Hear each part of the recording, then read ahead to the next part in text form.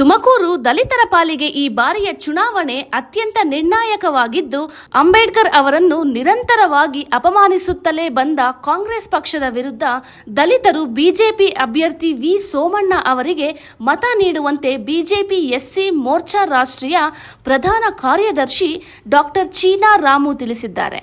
ಸುದ್ದಿಗೋಷ್ಠಿಯಲ್ಲಿಂದು ಮಾತನಾಡಿದ ಅವರು 1952ರಲ್ಲಿ ಆರ್ಪಿಐನಿಂದ ಸ್ಪರ್ಧೆ ಮಾಡಿದ್ದ ಅಂಬೇಡ್ಕರ್ ಅವರನ್ನು ಸೋಲಿಸುವ ಮೂಲಕ ಕಾಂಗ್ರೆಸ್ ದ್ರೋಹ ಎಸಗಿದೆ. ಅಂದಿನಿಂದ ಇಂದಿನವರೆಗೂ ದಲಿತರನ್ನು ಕತ್ತಲಲ್ಲಿ ಇಟ್ಟು ಕೇವಲ ವೋಟ್ ಬ್ಯಾಂಕ್ ಮಾಡಿಕೊಂಡು ವಂಚಿಸುತ್ತಿದೆ. ಹಾಗಾಗಿ ಬಿಜೆಪಿಯನ್ನು ಅಂಬೇಡ್ಕರ್ ಅಭಿಮಾನಿಗಳು ಬೆಂಬಲಿಸಬೇಕೆಂಬುದು ನಮ್ಮ ಮನವಿಯಾಗಿದೆ ಎಂದರು. ಬಿಜೆಪಿ ಈ ದೇಶದ ಯುವಕರಿಗೆ ಉದ್ಯೋಗ ಒದಗಿಸುವ ನಿಟ್ಟಿನಲ್ಲಿ ಸ್ಟ್ಯಾಂಡ್ ಆಫ್ ಇಂಡಿಯಾ, ಮುದ್ರಾ ಯೋಜನೆಗಳ ಮೂಲಕ ಸ್ವಯಂ ಉದ್ಯೋಗ ಒದಗಿಸುವ ಕೆಲಸ ಮಾಡಿದೆ. ಅಲ್ಲದೆ ಉಜ್ವಲ ಯೋಜನೆಯ ಮೂಲಕ ಅಡುಗೆ ಅನಿಲ ನೀಡಿ ಮಹಿಳೆಯರು ಹೊಗೆ ಕುಡಿಯುವುದನ್ನು ತಪ್ಪಿಸಿದ್ದಾರೆ. ಬಡವರ ಪರವಾಗಿ ಕೆಲಸ ಮಾಡುತ್ತಿರುವ ಬಿಜೆಪಿಯನ್ನು ಗೆಲ್ಲಿಸುವ ಮೂಲಕ ಮೋದಿಯನ್ನು ಮತ್ತೊಮ್ಮೆ ಪ್ರಧಾನಿ ಮಾಡಬೇಕೆಂಬುದು ನಮ್ಮ ಮನವಿಯಾಗಿದೆ ಎಂದು ಡಾಕ್ಟರ್ ಚೀನಾ ರಾಮು ನುಡಿದರು.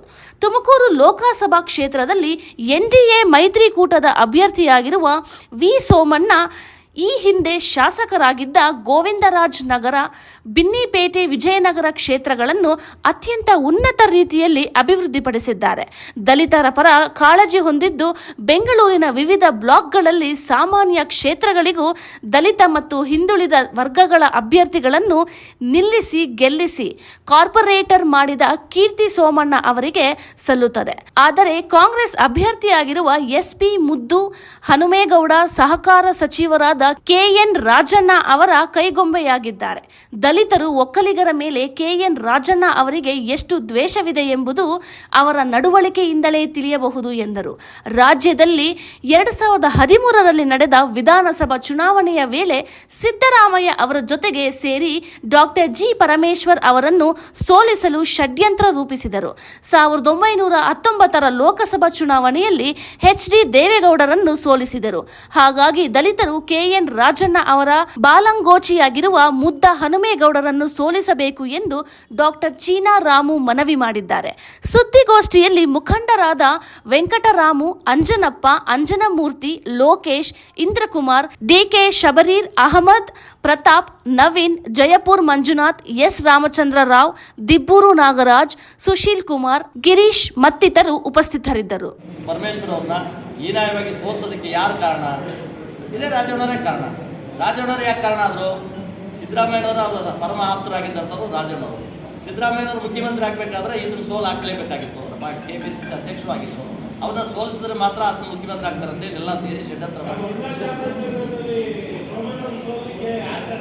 ಇಲ್ಲ, ಒಂದು ನಿಮಿಷ, ನೀವು ಆ ಪ್ರಶ್ನೆ ಕೇಳ್ತೀವಿ, ಆಮೇಲೆ ಮಾಡಿ.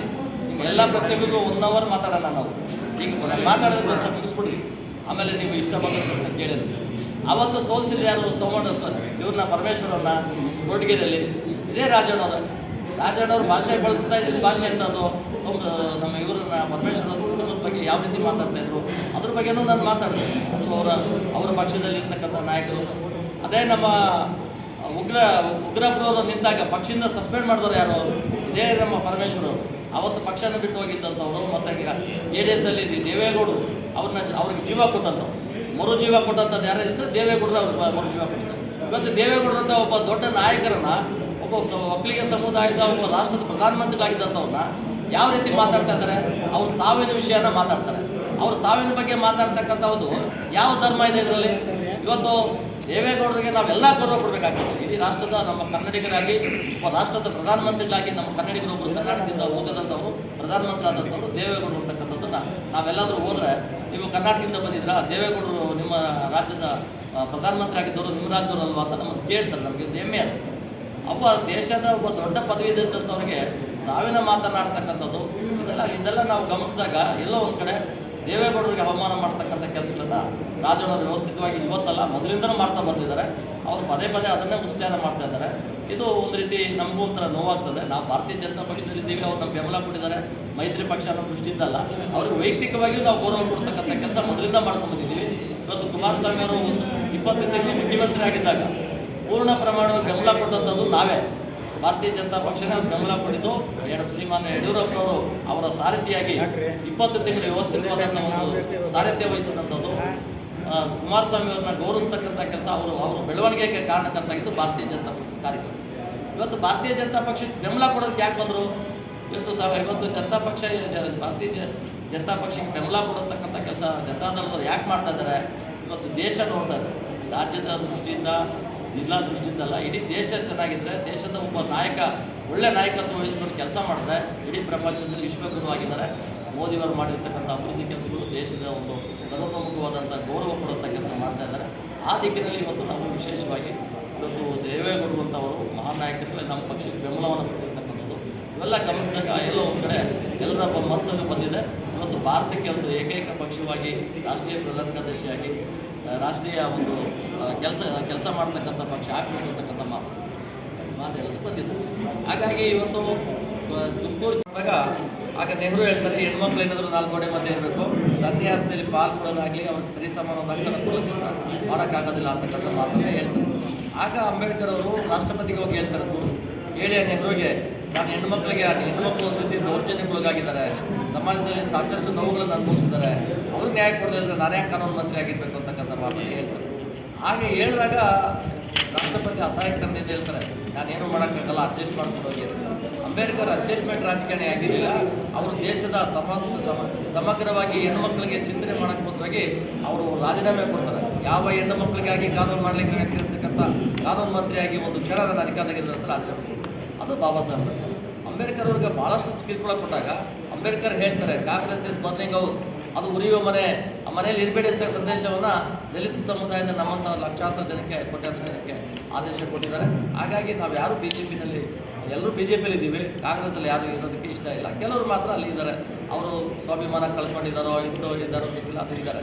ಆದರೆ ಇವತ್ತಿನ ಚುನಾವಣೆ 10 ವರ್ಷದ ಹಿಂದೆ ಪ್ರಧಾನಮಂತ್ರಿಗಳು ರಾಷ್ಟ್ರದ ಪ್ರಧಾನಮಂತ್ರಿಗಳಾದಾಗ ನೇರವಾಗಿ ಬಾಬಾ ಸಾಹೇಬ್ ಅಂಬೇಡ್ಕರ್ ಅವರಿಗೆ ಅವರ ಫೋಟೋಗೆ ನಮಸ್ಕಾರ ಮಾಡ್ತಾ, ನಾನು ಈ ದೇಶದ ಹಿಂದುಳಿದ ಸಮುದಾಯಕ್ಕೆ ಸೇರಿದಂಥ ವ್ಯಕ್ತಿ, ನಾನಿವತ್ತು ಪ್ರಧಾನಮಂತ್ರಿ ಆಗ್ತಾ ಇದ್ದೀನಿ ಅಂದರೆ ಅದು ಬಾಬಾ ಸಾಹೇಬ್ ಅಂಬೇಡ್ಕರ್ ಬಂದಂಥ ಸಂವಿಧಾನದಿಂದ ಮಾತ್ರ ಸಾಧ್ಯ ಆಯಿತು.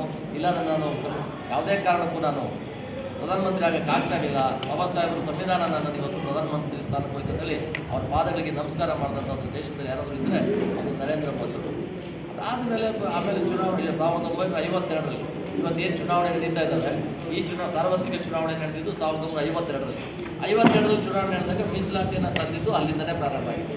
ಈ ಮೀಸಲಾತಿಯನ್ನು ತಂದಾಗ, ಮೀಸಲಾತಿಯನ್ನು ಕೊಟ್ಟಂಥ ಸಂದರ್ಭದಲ್ಲಿ ಆವತ್ತಿನ ದಿನದಲ್ಲಿ ಮೊದಲನೇ ಚುನಾವಣೆಯಲ್ಲಿ ಅಂಬೇಡ್ಕರ್ನ ಸೋಲಿಸ್ತಾರೆ ಕಾಂಗ್ರೆಸ್ ಅವರು ಸೋಲಿಸಿದಂಥ ಸಂದರ್ಭದಲ್ಲೂ ಅಂಬೇಡ್ಕರ್ ಅವರು ನೇರವಾಗಿ ಹೇಳ್ತಾರೆ, ಕಾಂಗ್ರೆಸ್ ಉರಿಯುವ ಮನೆ ಅಂತಕ್ಕಂಥ ಮಾತನ್ನು ಹೇಳಿದಂಥ ವಿಚಾರ ಮಾಡ್ತಾರೆ. ನ್ಯಾಯ ಕೊಡಬೇಕು ಅಂತಕ್ಕಂಥದ್ದು ಅವ್ರ ಯೋಚನೆ ಆಗಿತ್ತು. ಆ ಯೋಚನೆ ಆಗಿದ್ದಾಗ ಆ ಪರಿಸ್ಥಿತಿನಲ್ಲಿ ಅದನ್ನು ಒಪ್ಪೋದಿಲ್ಲ. ಅದು ನೆಹರು ಹೆಣ್ಣು ಮಕ್ಕಳು ಏನಿದ್ರು 4 ಗೋಡೆ ಮಧ್ಯೆ ಇರಬೇಕು, ಈ ಕಡೆ ಒಂದು ಕಡೆ ನೋಡ್ತಾ ಇದೆ, ಇಡೀ ಪ್ರಪಂಚ ನೋಡ್ತಾ ಇದೆ ಭಾರತ ದೇಶದ ಚುನಾವಣೆ ಏನಾಗ್ಬೋದು, ಮುಂದೆ ನಾಯಕರು ಯಾರಾಗ್ಬೋದು ಅಂತ. ದೇಶಕ್ಕೆ ಪ್ರಪಂಚಕ್ಕೆ ವಿಶ್ವಗುರುವಾಗಿರ್ತಕ್ಕಂಥ ನರೇಂದ್ರ ಮೋದಿಯವರ ಗೆಲುವಿನ ಬಗ್ಗೆ ಸಾಕಷ್ಟು ಎಲ್ಲ ಕಡೆ ಚಿಂತನೆಗಳು ನಡೀತಾ ಇದೆ. ಇದರ ಮಧ್ಯದಲ್ಲಿ ಒಂದು ವಿಷಯಗಳನ್ನು ನಾವು ಭಾಳ ಜನ, ಕೆಲವು ಸಂಘಟನೆಗಳು, ಈಗ ಕಾಂಗ್ರೆಸ್ನವರ ಕುತಂತ್ರಗಳಿಂದ ಎಲ್ಲೋ ಒಂದು ಕಡೆ ದಲಿತರ ಬೆಂಬಲ BJPಗಿಲ್ಲ, ದಲಿತರ ಬೆಂಬಲ ಏನಿದ್ರೂ ಕಾಂಗ್ರೆಸ್ ಮಾತ್ರ ಅಂತಕ್ಕಂಥ ಮಾತುಗಳನ್ನು ಹೇಳ್ತಕ್ಕಂಥದ್ದು ಆಗ್ತದೆ. ಆದರೆ ಬಾಬಾ ಸಾಹೇಬ್ ಅಂಬೇಡ್ಕರ್ ಅವರು ಆ ದಿನಗಳಲ್ಲಿ ಎಷ್ಟು ನೋವನ್ನು ಅನುಭವಿಸಿದ್ದಾರೆ ಈ ಕಾಂಗ್ರೆಸ್ಸಿಂದ ಅಂತಕ್ಕಂಥದ್ದು ನಾವೆಲ್ಲರೂ ತಿಳಿಸ್ಬೇಕಾಗ್ತದೆ. ಬಾಬಾ ಸಾಹೇಬ್ ಅಂಬೇಡ್ಕರ್ ಅವರ ನೋವುಗಳು, ಅನುಭವಿಸಿದಂಥ ಕಷ್ಟಗಳನ್ನು ಕೊಟ್ಟಿರ್ತಕ್ಕಂಥದ್ದು ಬೇರೆ ಯಾರೂ ಅಲ್ಲ, ಅದು ಕಾಂಗ್ರೆಸ್ನವರು. ಆ ದಿನಗಳಲ್ಲೇ ಬಾಬಾ ಸಾಹೇಬ್ ಅಂಬೇಡ್ಕರ್ ದೇಶದ ಮೊದಲನೇ ಕಾನೂನು ಮಂತ್ರಿಯಾಗಿದ್ದಾಗ ಕಾಮನ್ ಸಿವಿಲ್ ಕೋಡ್ ತರಬೇಕು ಅನ್ನೋ ಪ್ರಯತ್ನ ಮಾಡ್ತಾರೆ. ಕಾಮನ್ ಸಿವಿಲ್ ಕೋಡ್ ತರಬೇಕು ಅನ್ನೋ ಪ್ರಯತ್ನ ಮಾಡಿದಾಗ ನೆಹರು ಅವರಿಗೆ ಬೆಂಬಲವಾಗಿ ನೆಹರು ಬೆಂಬಲ ಕೊಡಲಿಲ್ಲ. ಕಾಮನ್ ಸಿವಿಲ್ ಕೋಡ್ ತರಬೇಡಿ, ಆ ಮುಸಲ್ಮಾನರನ್ನ ಏನಿದ್ರು ಬುರ್ಕಾದಲ್ಲೇ ಬಿಟ್ಬಿಡಿ ಅಂತಾರೆ. ಕಾಮನ್ ಸಿವಿಲ್ ಕೋಡ್ ಅಂದರೆ ಎಲ್ಲ ಹೆಣ್ಣು ಮಕ್ಕಳಿಗೂ ದೇಶದಲ್ಲಿ ಸಮಾನ ಹಕ್ಕುಗಳನ್ನು ಕೊಡಬೇಕು, ತಂದೆ ಆಸ್ತಿಯಲ್ಲಿ ಪಾಲು ಕೊಡಬೇಕಂತಕ್ಕಂಥ ಒಂದು ವಿಚಾರ ಅಷ್ಟೇ. ಮುಸಲ್ಮಾನರ ವಿರುದ್ಧವಾಗಿದ್ದಂಥ ಕಾಮನ್ ಸಿವಿಲ್ ಕೋಡ್ ಫಸ್ಟ್ ತರಕ್ಕೆ ಪ್ರಯತ್ನ ಮಾಡ್ತಾರೆ. ಆ ಕಾಮನ್ ಸಿವಿಲ್ ಕೋಡ್ ಎಲ್ಲ ನಾನು ಪ್ರೆಸ್ ನೋಟಲ್ಲಿ ಕೊಟ್ಟಿದ್ದೀನಿ.